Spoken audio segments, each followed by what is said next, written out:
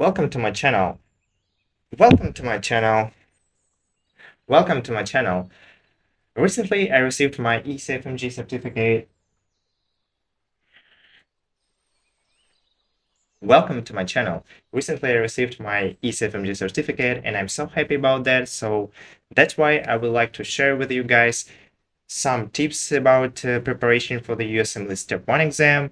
I will tell you how I passed the Step 1 exam, how I prepared for this exam. So let's get started. First, I would like to tell you some words about the structure of the exam. So here will be the image from the official website, but basically this is an 8-hour examination.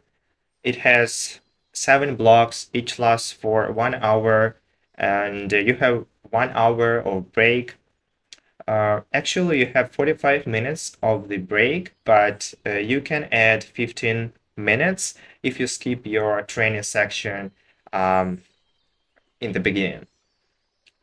This 1 hour break, you can split whatever you want. It's totally up to you. You can do, for example, 1 big break or 2 bigger breaks, or you can do like 5-minute breaks after each block. So it's totally up to you. First, I would like to tell you how actually I took the exam. So I passed my USMLE Step 1 in 2022 on March 9th. In Turkey, in Istanbul. Speaking about the exam day, there is no much worse to say about the exam day. I just want to recommend you to have just have a rest, have a good sleep before the exam day, and I don't recommend you to revise any information or do any UWorld blogs or whatever, something like that, before the exam day, because in my opinion, you already learned everything and studied everything you can. I think this day is better to save it to clear your mind and to have some rest, to have a good sleep, and just general idea, which I can recommend you, just don't do any experiments. So what I mean, if you haven't used sleeping pills before, just don't use them. Don't try to use them. You can try like a couple weeks ago if you really want, if you really think that you will be such nurse so you can't fall asleep, but don't do any experiments. For example, in my exam day, I saw this video on Dirty USMLE, which is a really good channel. And I think he recommended to take some kind of nuts with you or protein bars, which is really good idea. But I never tried all these protein bars. And when I tried it, it was really awful. I mean, I didn't have any bad diarrhea, anything like that, thanks God. But still, I think it's not a good time for any experiments. If you like got used to sandwiches, just took a sandwich with you. If you get used to drink coffee in the morning, drink coffee, because like if you will not have a coffee, you can have this rebound headache. So it's just not good. So general idea, don't do any experiments, do things that you get used to. Definitely have a good rest, have a good sleep, and have something to eat. So for example, for my USMLE Step 2 CK exam, I had a kibimbap, which is really good. I mean, it's fresh, it's tasty, it's fast to eat, because it's very important. You will not have a lot of time to eat, so 1 hour, like, time flies, and this 1 hour really just, you will not even notice it. So be careful with your time. Speaking about the break, I recommend you to do small breaks after each block.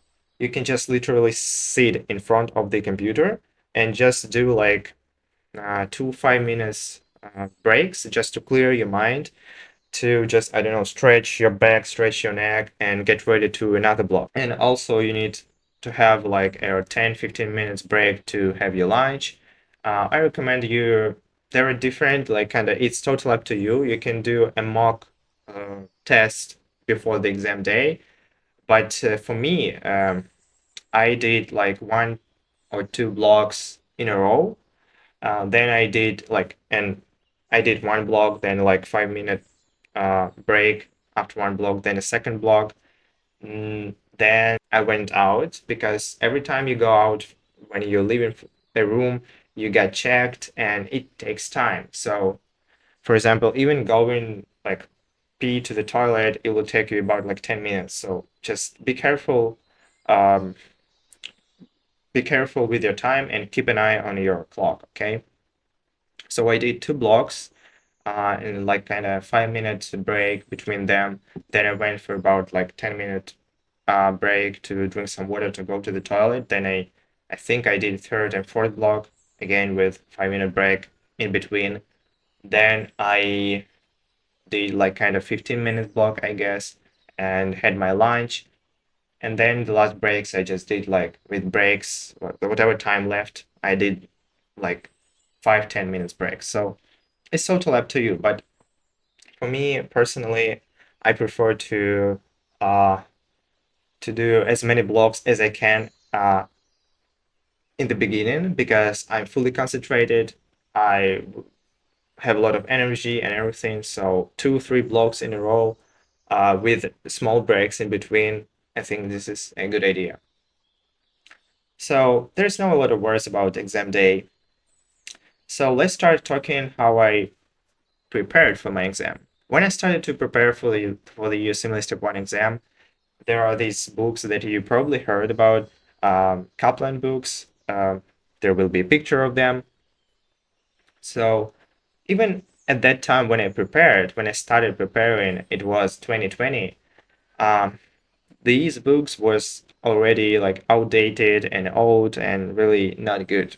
But I don't regret that I started to read them because uh, I started to read Kaplan books because I wanted to improve my English level first, my medical English, because my medical English was really poor, and I remember how I literally translated all the words, like 15, 20 words on each page in Kaplan books. So for me personally, it worked in terms of improved my medical English, and then I was able to read other books like first aid and everything else that I will talk later. But now, like I don't recommend you to read Kaplan books. Don't even open them. Don't try to download them. Thanks God, I haven't bought them. It just don't make any sense now. There are other. If you like me, if you're struggling with English, medical English, you can start with Boris and Beyond. I think it's much better learning tool. There are videos, but I think there are also PDFs. I recommend you to start with that if you really have problems with English, with medical English. But don't do Kaplan books. I read all of them except from pathology because I don't know how, but I knew that pathology is not good written in Kaplan books, so I decided to download Pathoma and I watched Pathoma videos, which are a really good book. I totally recommend you to read this book. It's very high yield, it's easy to read, it's easy to comprehend, and I definitely recommend you to watch videos. I mean, the best way I find to learn to study with Pathoma is to download the book or buy the book, watch the video, and then make kind of notes in a book because Dr. Sattar, I guess, this is the author of Pathoma, he explains everything very good in his videos, and he adds a lot of information that is not written on Pathoma books. So there's a very good tool to remember the kind of basic pathologic mechanisms. There is also a Golian book, which is kind of very good, but um, since the USMLE Step 1 turned pass fail, I think there's no kind of sense to read this very like um, big book, and I think it's kind of uh, it contains a lot of low yield information. It's very good. I mean, if you're into pathology, if you want to learn more, if you want to maybe prepare in advance for step 2 CK, it's good to read Golian. But just for step 1, just to pass, just Pathoma is more than required. So we were talking about Kaplan and Pathoma, but the main book that you definitely need to buy, like really hardware book. I don't have this book with me right now, but I think I will attach the video with this book. I had 2020 version of USMLE First Aid. Basically, some words about this book. It is written by medical students, medical doctors already, and they update it every year. So it's very kind of good, like decent book. It contains all required information, all high yield information to pass the USMLE Step 1 exam. Uh, it just kind of it's worth it. It's very good. It has good pictures. It has good schemes and tables. It has very good quality book. Like I mean, good pages. They smells good. So I just recommend you to buy this book. This is you will like it will worth it and uh, you will not regret it. So just buy this book. Um, Also, the good point of this book that you have all the information just in one book, and you can there are like blank spaces in this book, so you can literally make notes from QBanks, from Pathoma, from any other sources that you think is important to note in this book. You can add to this book, so you can have like just everything in one book. It's very comfortable and it's very good. So First Aid is the main book. For those who just started to read First Aid, there are different level of education of all of us, but an English level. But for mm, for me, it was really hard to read First Aid, even after finishing all of the Kaplan books and Pathoma. But if you have really troubles with reading First Aid, you can start with Boris and Beyond with BNB. But if you're really kind of okay reading First Aid, um, you can just Google the information you don't know or watch YouTube videos on the concepts you don't know from the First Aid. But I don't recommend you to waste time and read all the Boris and Beyond. It just will take a lot of time, but it's up to you. I mean, if you have really bad English, medical English, and you don't know where to start, First Aid is not a good option. Like as a first book, I mean, if you have really poor English and if you're graduated, I don't know, more than 5 years from medical school, and you don't remember many concepts, I think it's good to start from Boris and Beyond and revise everything, and then go to First Aid. So, but if you are really good in English, if you just recently graduated, you remember many concepts, you're good in English, you can start with First Aid and then just Google concepts you don't know and or you poorly understand. Highlighting or just reading the information is not really good. You will not remember many things, but if you're reading the information and then you try to recall what you just read in your own words, it works really good. So that's how I read this book. After finishing this book, I decided to buy my first QBank, USMLE, which is created by the same like kind of organization, authors who wrote First Aid.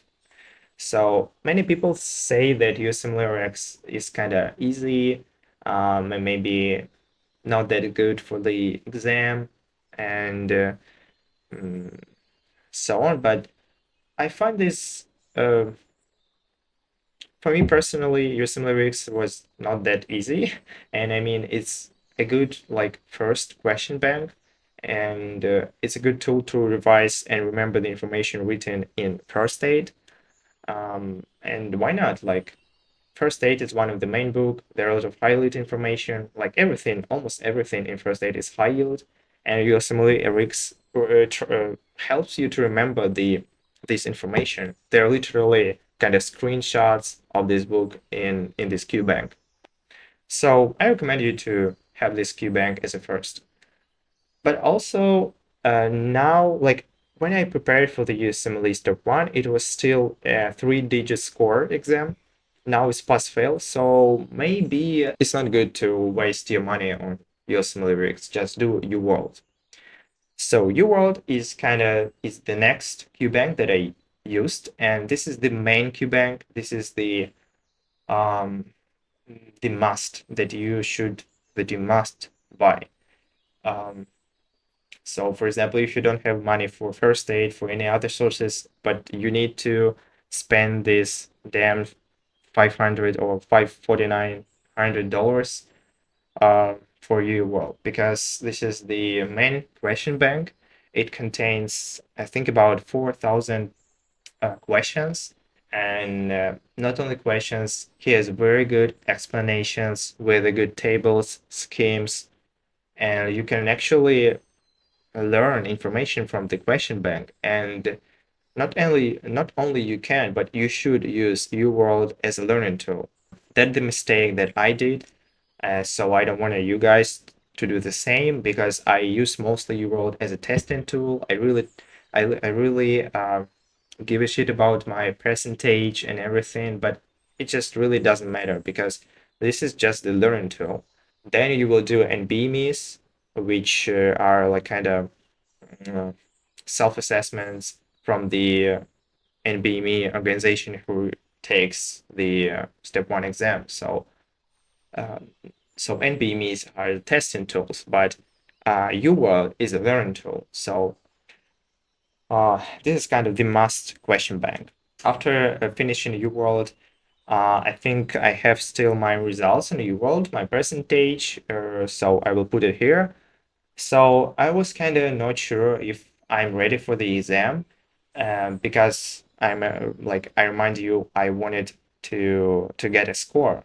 I didn't want to pass, but I did pass the exam, because it was already pass fail mm, when I took the exam. My documents were kind of delayed, so I took it a little bit later than I wanted.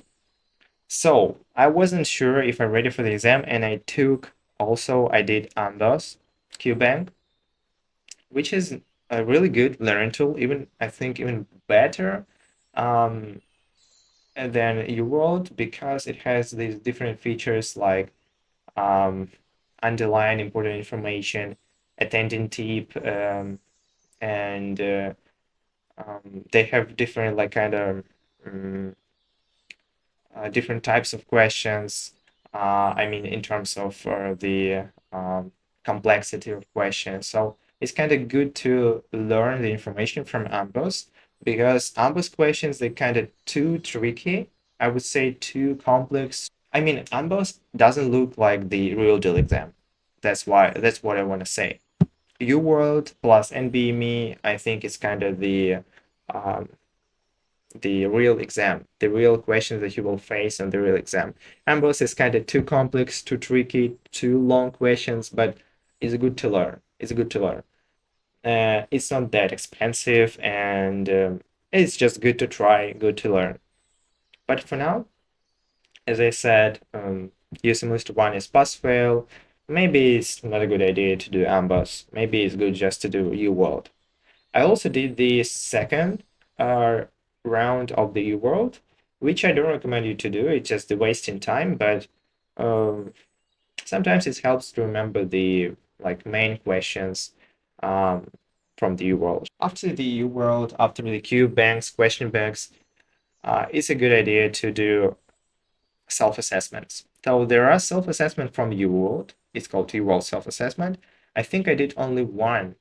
There are two of them for the step one. I did only one. Here will be my score, and I think I did not. I don't remember that I did the second one. I also did some like free self-assessment from Ambos, and but the main self-assessments that you should do are NBMEs. So there are a lot of self-assessments for the step one, but I recommend you to do maybe the last 5 to 10, 5 to 7 probably last NBMEs. Sorry, I forgot to say about free 120 questions, which are official questions from NBME and USMLE organizations. So there are just 120 free questions for USMLE that you can easily access. Just go into that website. You can see there are questions for step 1, step 2 CK, and even for the step 3 examination. So you can just go there and you will see the same interface as on the real examination. So you can just go through this question. There are 3 sections, each has 40 questions, so in total 120 questions.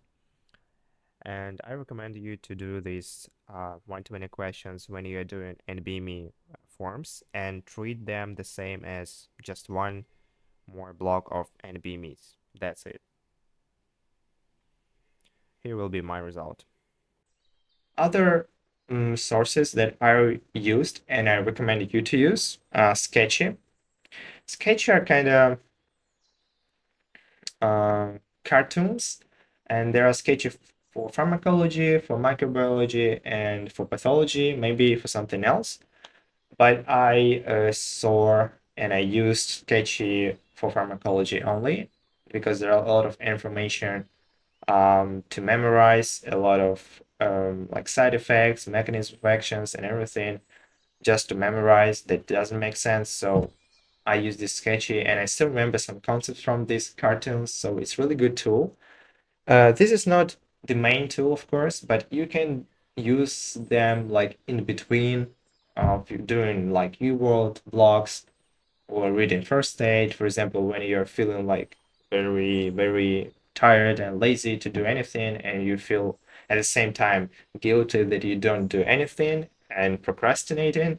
So you can watch this cartoon. So you will maybe have some rest, and at the same time you will learn something. So it's a good like learning tool.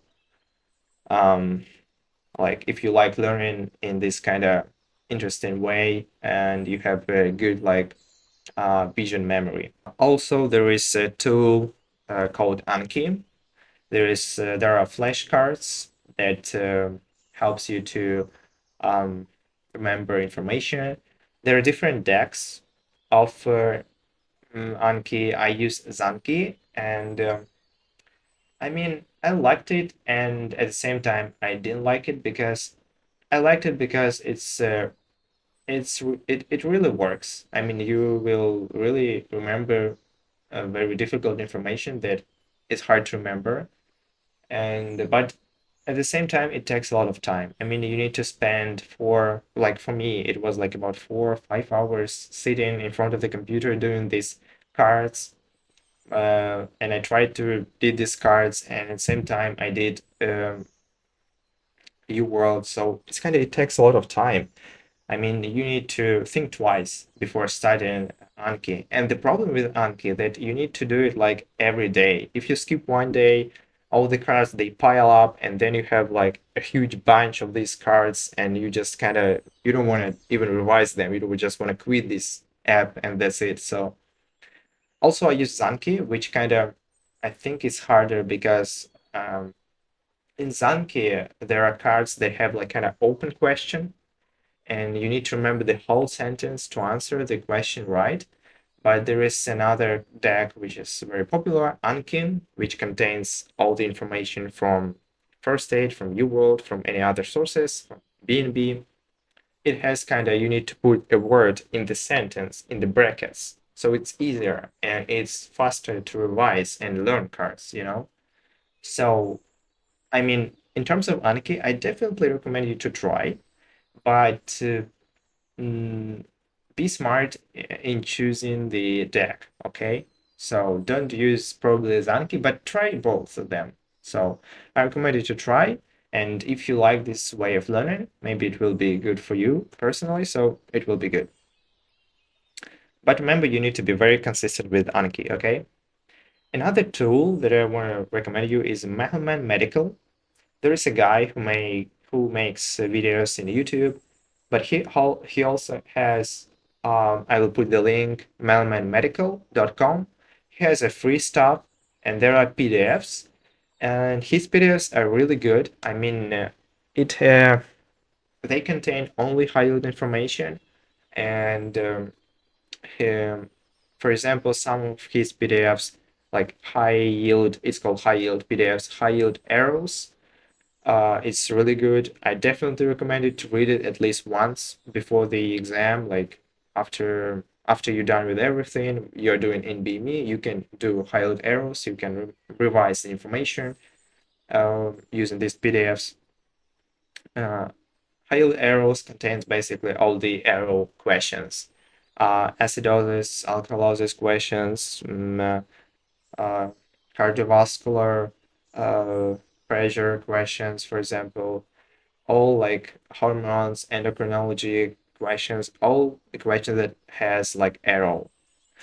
So it's really good to know because arrow questions can be hard. So I think it's good to read this PDF. Also, I recommend his PDF, High Yield Neuroanatomy. Neuroanatomy is very important topic also in the USMLE step one, and maybe you will not have a lot of questions on neuroanatomy, but they can be hard. And if you read this PDF, it will be easier to you to answer these questions and faster to answer these questions. So I recommend you to just check it out. Just check it out, the Mehlmanmedical. Okay. So I think that's it about the preparation for the exam. So basically, since the USMLE step one now is pass fail, I think the best like formula to prepare for this exam is doing first aid, then doing UWorld, and doing NBME. So I think if you do all of this, you will be fully prepared for the pass, at least for the pass. Okay. But since it is pass fail, it doesn't make sense to make like 250 score. Okay. But also, it is important maybe in terms of the second step to CK exam, because the better you prepare for the USMLE step one, the easier will be for you to take the USMLE step two. Okay, so I mean, don't prepare for the USMLE step one just to pass. Just prepare. It's very like decent and good, but keep in mind that it's just pass fail exam. So if you hit like 230, 220, 240 on NBMEs, just go for the exam and just pass it. Okay. If you have troubles, like again, first aid, UWorld, and BME. If you have troubles with the first aid, you can start with BMB. So it will be like BMB, first aid, UWorld, and BME.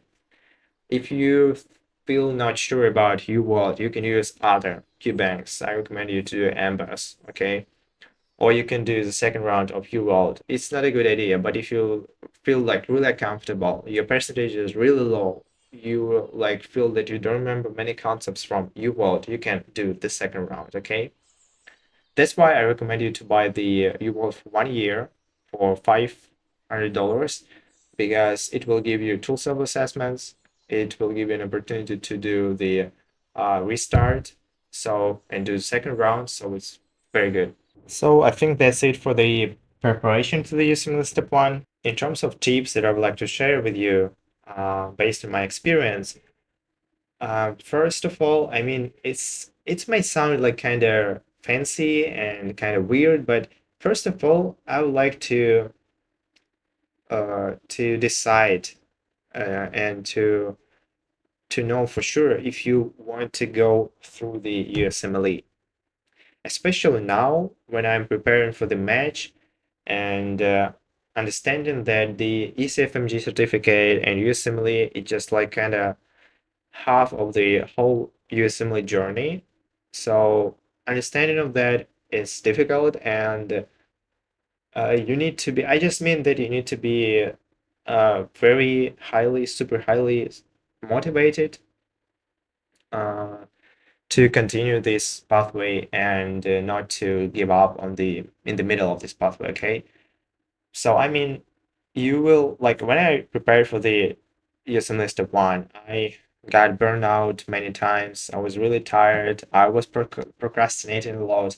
I didn't want to do this, but uh, I was really motivated to do this. That's why I was continued again and again and continued to do this. And I remember myself. Maybe it will be a good advice for you, a good recommendation. I will just tell you about myself.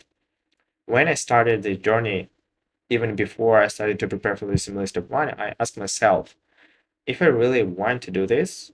I mean, I watched different videos on YouTube, people who already matched residents, who passed USMLEs and everything.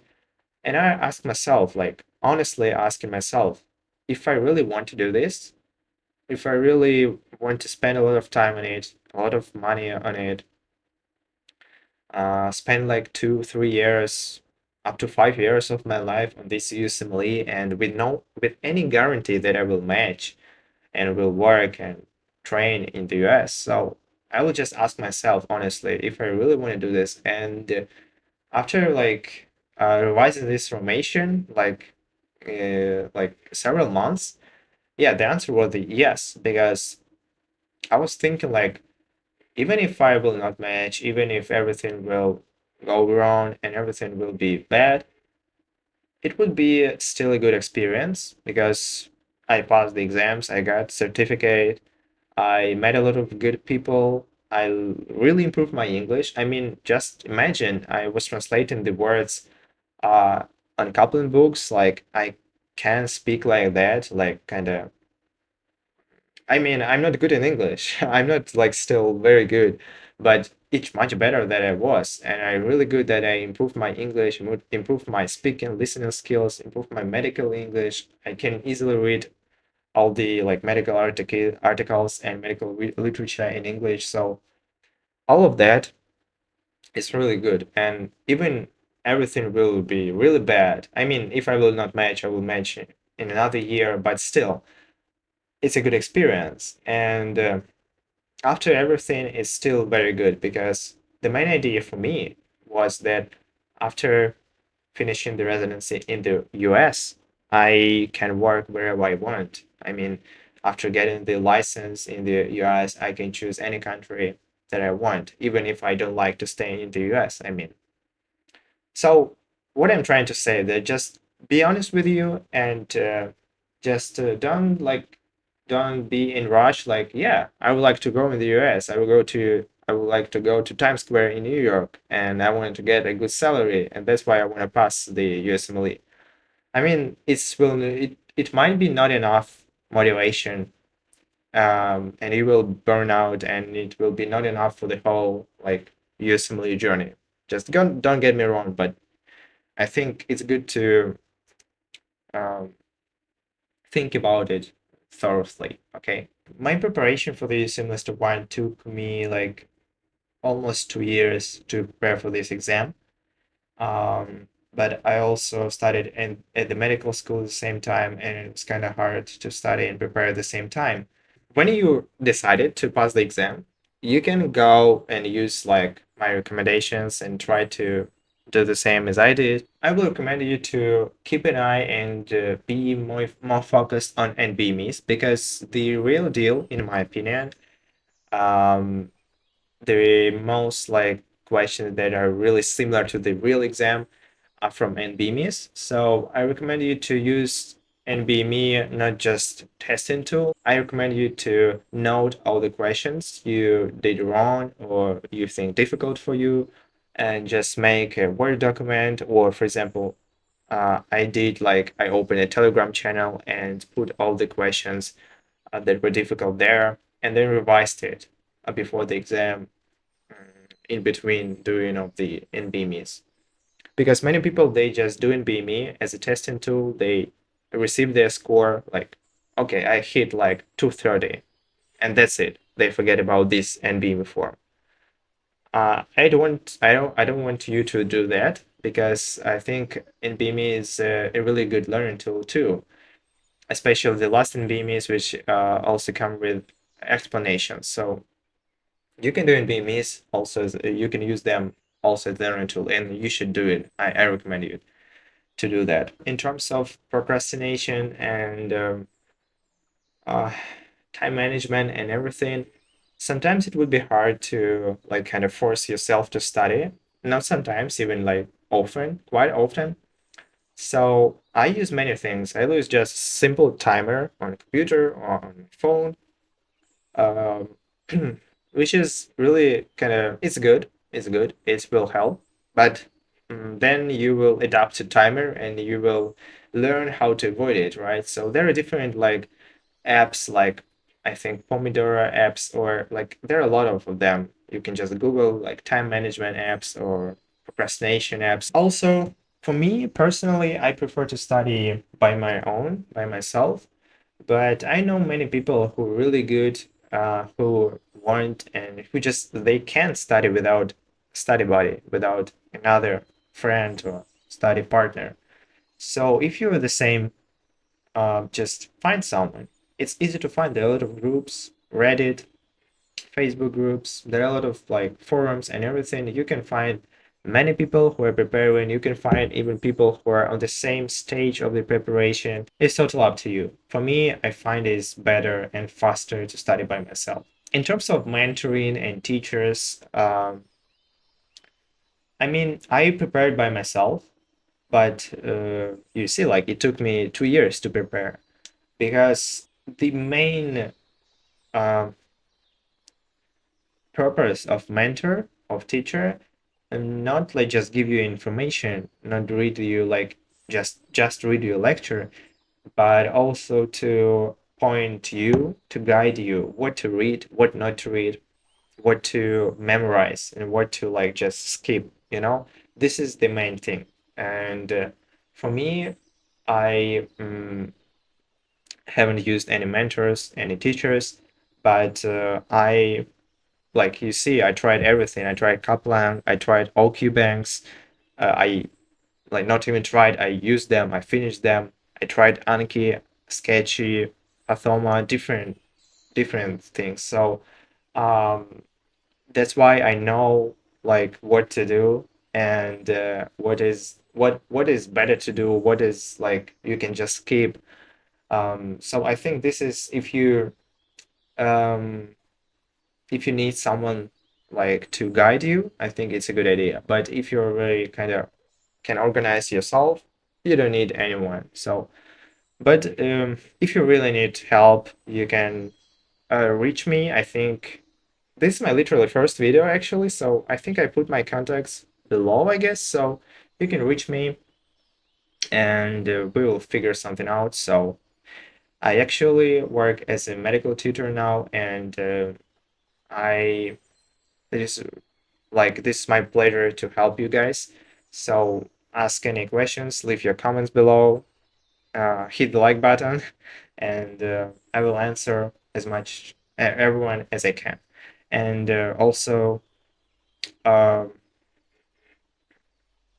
would like to start my own group and like mentoring group. So everyone, guys, who wants to join, just reach me. I think I put my email address. You can leave an email.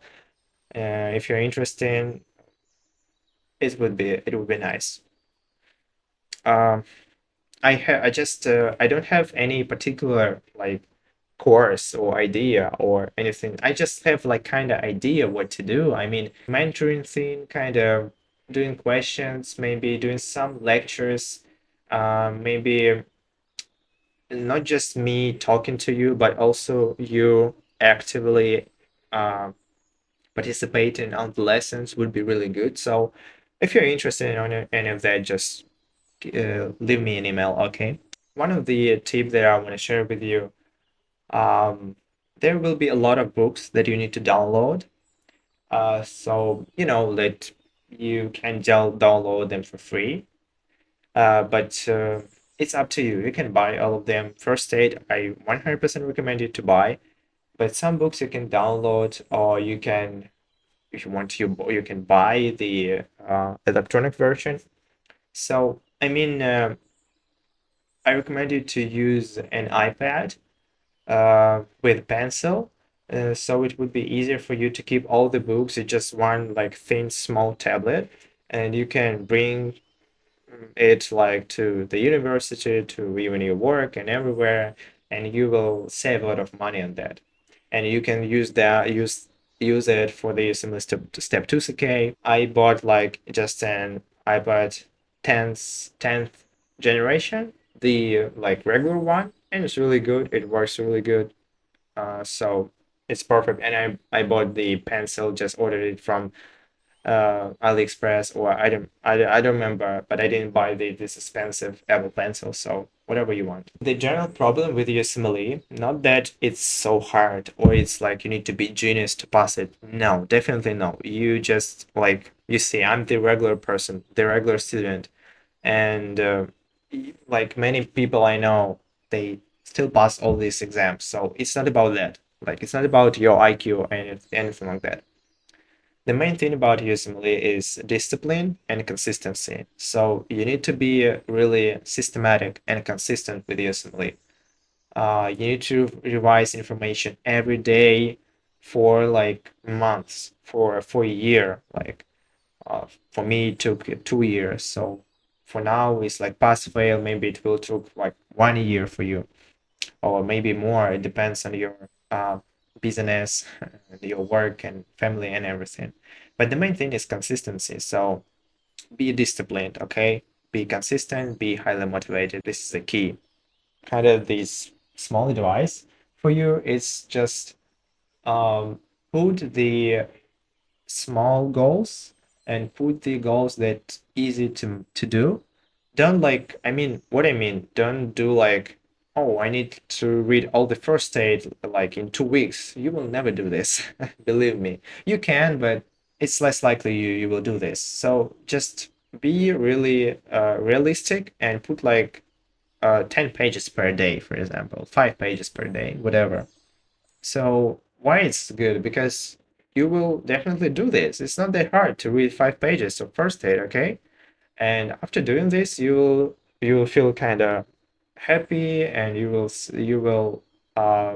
be like be more motivated to do more, to read more 10 pages, okay? But if you put like, oh, I want to read first aid in 2 weeks, you will never do this. You will feel like disappointed and depressed about that and everything like that. And the same with everything. Don't do like um I need to do 2, 3 blocks per day, like of UWorld. It's not necessarily even, and it's not good even because you will not remember everything. Just do like one block, revise it on the next day, for example, or to do 20 questions. But one block is like a good decent amount of questions. Also, in terms of UWorld, I would like to share some tips with you. Uh, there are different modes of doing UWorld. They are timed, non-timed, random, tutor mode, or exam mode.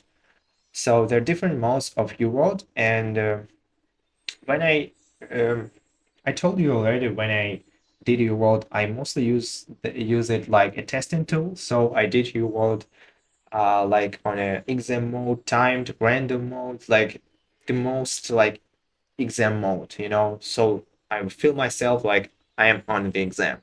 This is a good point of that because you get used to the exam, to the real deal.